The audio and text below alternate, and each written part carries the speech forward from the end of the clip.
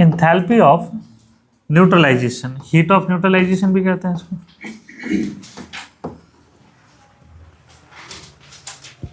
Enthalpy of neutralisation किसको कहते हैं? न्यूट्रलाइजेशन, न्यूट्रलाइजेशन किसको कहते हैं?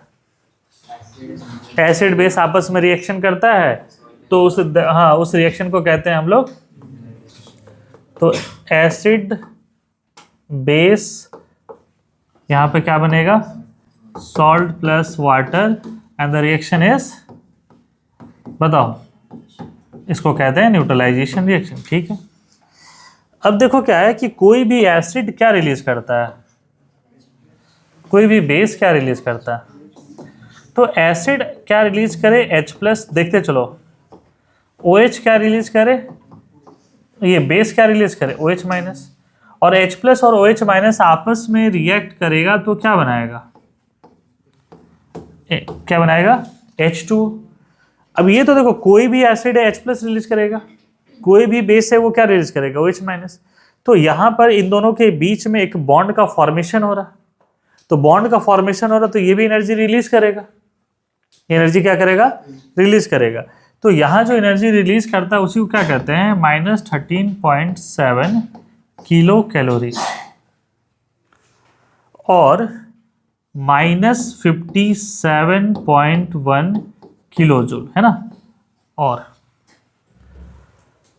तो कोई भी एसिड H+ रिलीज करेगा, कोई भी बेस क्या रिलीज करेगा? OH-, दोनों आपस में रिएक्ट करेंगे, फॉर्मेशन किसका होगा? वाटर का। इस दौरान जो एनर्जी रिलीज होता है उसी को कहते हैं एंथैल्पी ऑफ न्यूट्रलाइजेशन। ठीक है, हाँ, इसके डेफिनेशन थोड़े स्पेसिफिक होते हैं। ये वैल्यू जो है वो फिक्स्ड होगा, चाहे कोई भी एसिड रिलीज करे, ये लगभग बेस एसिड ऑलमोस्ट सेम रहेगा, कुछ एक्सेप्शनल केसेस हैं। तो इसका डेफिनेशन क्या होगा? The amount of energy releases का मतलब ओनली एक्सोथर्मिक रिएक्शन, सिर्फ एक्सोथर्मिक होगा। रिलीजेस, इधर भी देखना, when 1 gram equivalent H+, 1 gram equivalent H+ completely reacts with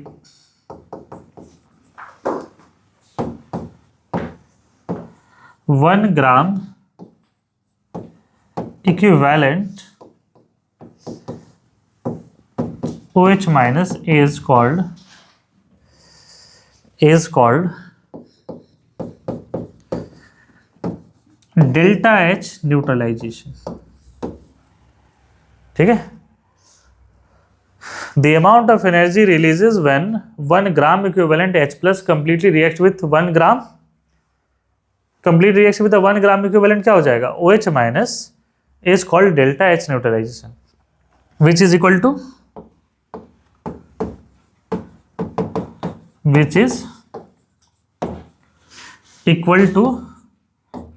-13.7 kilo calorie और -57.1 किलो जूल। तो ये नॉर्मल जितने भी, अगर हाँ ये भी चीज हम लोग कह सकते हैं कि ये जो H+ है और OH- है, they must from strong acid. H+ from कहां से होने चाहिए बताओ? Strong acid. OH- कहां से होना चाहिए? Strong base. ये एक बेसिक जो हिडन कंडीशन होता है ना, उस कंडीशन को कहते हैं। तो जब भी इस प्रकार के रिएक्शन, तो न्यूट्रलाइजेशन रिएक्शन ऑलवेज क्या हो जाएगा? एक्सोथर्मिक। तो when 1 gram completely react with 1 gram equivalent है ना, ये ध्यान में रखना, क्योंकि ये डिपेंड करता है कि एसिड कैसा है, कुछ इस तरीके का। लिख लिया इसको। एंथैल्पी ऑफ न्यूट्रलाइजेशन क्लियर है? बढ़े से आगे हम लोग कुछ पॉइंट्स है, उसको समझना है कि देखो हम क्या कह रहे हैं। मान लीजिए HCl है 1 मोल और NaOH भी क्या है? 1 मोल। तो ये रिएक्ट क्या करेगा बताओ, NaCl और H2O, ये कितना एनर्जी होगा, -13.7 किलो कैलोरी। इसमें कहीं कोई दिक्कत, क्योंकि सर ये भी H प्लस रिलीज करेगा और ये भी क्या रिलीज करेगा बताओ, OH माइनस। हाँ, लेकिन थोड़ा सा देखो कि अगर हम ऐसा कर दें कि H2SO4 जो है ये भी एक मोल है और कैल्शियम हाइड्रोक्साइड जो है ये भी एक मोल है, तो दोनों आपस में रिएक्ट करके अब क्या बनाएगा, CaSO4 और कितना H2 बताओ, 2H2। तो इस केस में इंथैल्पी ऑफ रिएक्शन कितना होगा, इंथैल्पी न्यूट्रलाइजेशन सेम रहेगा, बट अगर हम बात करें इंथैल्पी ऑफ न्यूट्रलाइजेशन रिएक्शन वो कितना होगा। अगर H2SO4 1 मोल है तो कितना H प्लस रिलीज करेगा, 2H प्लस। अगर ये 1 मोल है तो कितना रिलीज करेगा बताओ, 2H माइनस। तो इंथैल्पी ऑफ रिएक्शन कितना होगा बताओ। अरे कुछ नहीं बोल रहे, इतना कमजोर हो, इनटू क्या हो जाएगा, 2 हो जाएगा। अरे 1 किलो का जो प्राइस है 2 किलो का प्राइस पूछ रहे हैं, यही होगा। तो बेसिकली ये 2H प्लस है और ये क्या आपका 2OH माइनस है, तो डेल्टा HR जो है वो -13.7 × 2 हो जाएगा इस केस में। बट अगर हम आपसे पूछे कि इंथैल्पी ऑफ न्यूट्रलाइजेशन क्या होगा, इंथैल्पी ऑफ न्यूट्रलाइजेशन वो सेम रहेगा, ठीक है।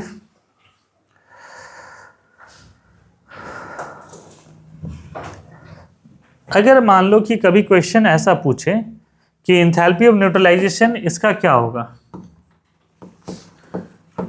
NaOH प्लस HCl है, देखते चलो, NH4OH और HCl है, ये सब एग्जाम के क्वेश्चंस रहते हैं इस तरीके से, NH4OH प्लस HCN है। तो इंथैल्पी ऑफ न्यूट्रलाइजेशन के ऑर्डर क्या होंगे, तो इसमें लेकिन हाँ थोड़ा कंसेप्ट लगेगा। NaOH क्या है, स्ट्रॉन्ग बेस, HCl क्या है, स्ट्रॉन्ग एसिड, NH4OH क्या है, वीक बेस, ये क्या है, स्ट्रॉन्ग एसिड। ये वीक बेस और ये क्या है, वीक एसिड, यही है। तो देखो अगर स्ट्रॉन्ग एसिड स्ट्रॉन्ग बेस उसको कहते हैं जो ज्यादा से ज्यादा अमाउंट में H plus and OH minus release करता है। अगर ये ज्यादा रिलीज करेगा तो ज्यादा रिएक्शन होगा, ज्यादा एनर्जी प्रोड्यूस करेगा, तो इसका एनर्जी ज्यादा होगा। इसमें एक स्ट्रॉन्ग है, एक क्या है, कमजोर है, इसमें दोनों कमजोर है। तो हमको लगता है तुम समझ गए होगे। इसको स्टेटमेंट में लिखवाते हैं कि delta H neutralization of strong acid and strong base is greater than weak acid weak base. Delta H neutralization of strong acid strong base is greater than weak, क्या कहते हैं, greater than weak acid weak base. क्यों sir, क्योंकि weak को तोड़ने में कुछ energy लग जाता है। देखो अगर एक बच्चा है जो मोटिवेटेड है, एक बच्चा है जो मोटिवेटेड नहीं है पढ़ने के लिए, और हमको दोनों को पढ़ाना है, जो मोटिवेटेड बच्चा है उसको पढ़ाने में हमको कम एनर्जी लगेगा, जो मोटिवेटेड नहीं है उसको मोटिवेट करने में भी हमको ज़्यादा एनर्जी लग जाएगा। तो इस केस में किसका बेहतर हो पाएगा, जो ऑलरेडी मोटिवेटेड बच्चा है कि भाई हमको कुछ करना है लाइफ में।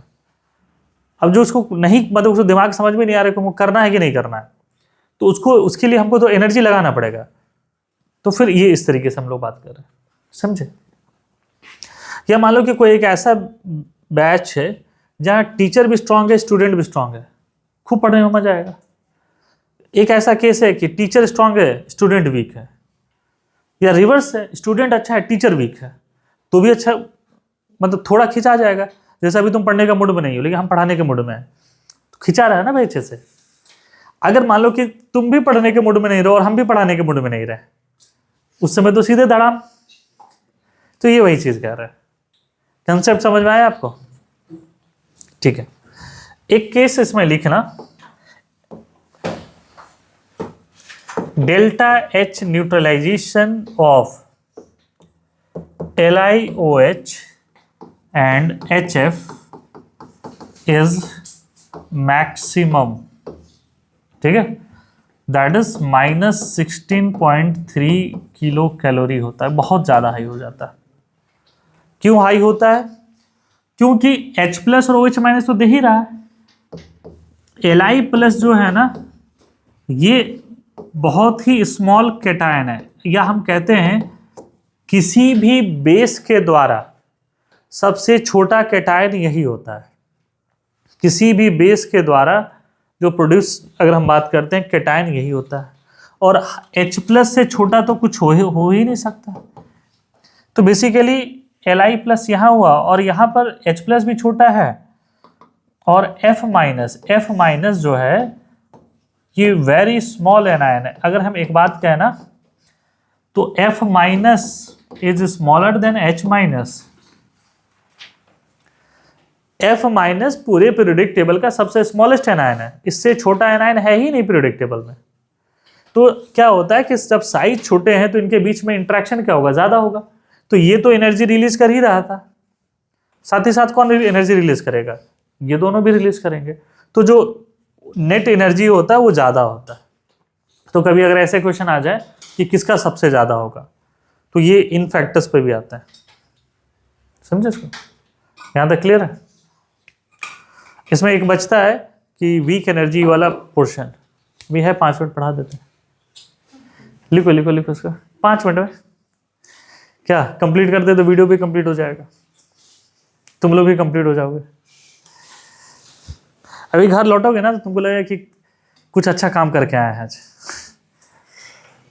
नहीं तो मान लो कि किसी दिन तुम आओ और तुमको बोलेंगे कि स्कूल की तरह एकदम हेड डाउन करके सो जाओ 2 घंटा, लौट के घर चले जाओ, और तुम उस दिन तुमको इतना गुस्सा आएगा, है ना, खूब गुस्सा आएगा कि हम क्या कर रहे हैं, ये हो रहा है वो हो रहा है। आज लौटोगे एकदम खुश लौटोगे, चाहे तुम अभी कितना भी परेशान हो जाओ। क्या सर?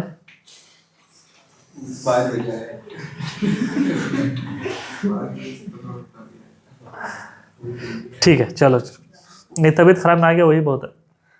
ठीक है, आगे बढ़े फिर। देखो क्या होता है कि ये तो चीजें ठीक है, हम कह रहे हैं कि मान लीजिए HCl का अगर NOH से करते हैं तो कुछ एक एनर्जी रिलीज करता है 13.7 मान लीजिए किलो कैलोरी एक रिलीज कर रहा है, और -57.1 किलो जूल मान लीजिए ये प्रोड्यूस कर रहा है। सुनो यहां पर, अगर एक रिएक्शन HCN से कर दें और इसका NOH से कर दें, ये दोनों तो सेम है, बट इस बार क्या हुआ, ये -10.4 किलो कैलोरी एनर्जी प्रोड्यूस किया। ऑब्वियसली उससे क्या करेगा, कम करेगा। तो क्या हुआ कि सर कम क्यों किया? क्योंकि कुछ एनर्जी जो है इसको तोड़ने में लग गया, क्योंकि ये जो एनर्जी है वो तो 1 इक्विवेलेंट के लिए, 1 इक्विवेलेंट में ये तो आसानी से टूट गया, बस इसको तोड़ने में क्या लग रहा है, ज्यादा एनर्जी लग रहा है। तो पूछता है कि भाई इसको तोड़ने में कितना एनर्जी लग रहा है, मतलब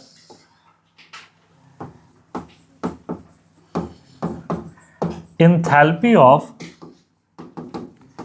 dissociation of HCN weak acid, ये कितना हो जाएगा बताओ।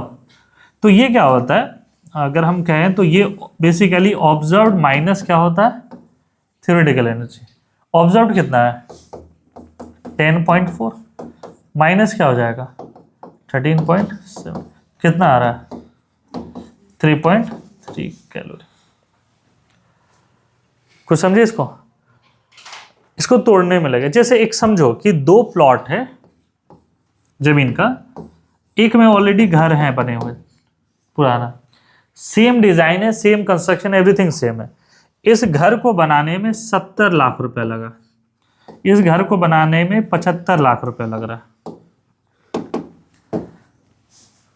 ठीक है, तो बताओ कि इसके पुराने कंस्ट्रक्शन को तोड़ने में कितना लगा, 5। पुरानी चीजों को तोड़े, पुराने मतलब पुराने घर है वहां पर, पुराने घर को तोड़ने में कितना लगा 5। तो बेसिकली यही चीज है, यहां भी वही चीज है कि भाई डिसोसिएशन ऑफ वीक एसिड कितना होगा, तो जो ऑब्जर्व्ड होगा माइनस क्या हो जाएगा, थ्योरेटिकल होगा। समझे इसको? तो ये एक वैल्यू ऐसा है। कभी ऐसा भी हो सकता है ये कैलोरी में है, वो किस में हो जाए, जैसे देखो डेल्टा एच न्यूट्रलाइजेशन ऑफ, यही सेम क्वेश्चन देते हैं, HCN against NaOH is -48.1 kilo joule. Delta H जो है enthalpy of neutralization of HCN जो है वो कितना है, -48.1 किलो जूल, यही है। तो बताइए कि ये अपने डिसोसिएशन में कितना यूज कर ले रहा है, ये अपने डिसोसिएशन में कितना यूज कर ले रहा है, कुछ नहीं बता रहे हो, सीधे वही करेंगे इसमें। तो इसमें जो होगा enthalpy of dissociation of HCN क्या होगा, -48.1 -57.1 होगा।